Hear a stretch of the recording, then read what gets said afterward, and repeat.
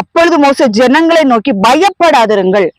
முதல்ல ஒரு மனுஷனுக்கு அவனை பலவீனப்படுத்துறது, அவனை சங்கடப்படுத்துறது, அவனை ஆவிக்குரிய ஜீவியத்துல வளர விடாம சோர்வடைய பண்றது பயம்தான் கர்த்தருடைய பிள்ளைகளே.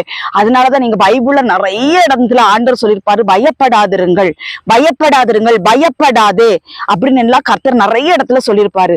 இங்க மோசே சொல்றாரு இஸ்ரவேல் ஜனங்களை பார்த்து, அவன் அவன் பெரிய சேனையாவே இருந்துட்டு போட்டு, அவன் எப்படிப்பட்டவனா வேணாலும் இருந்துட்டு போட்டும், அவன் வரட்டும், அவனை விட நம்ம கூட இருக்கிறவர் பெரியவரு அப்படின்னு மோசே சொல்றாரு. பயப்படாதிருங்க, பயப்படாதிருங்கள், இன்றைக்கு உங்களுக்கு கர்த்தர் செய்யும் ரட்சிப்பை பாருங்கள், கர்த்தர் செய்யும் ரட்சிப்பை பாருங்கள் என்று வேதவசனம் சொல்லுகிறது. இன்றைக்கு நீங்கள் காண்கிற எகிப்தியரை இனி என்றைக்கும் காண மாட்டீர்கள்.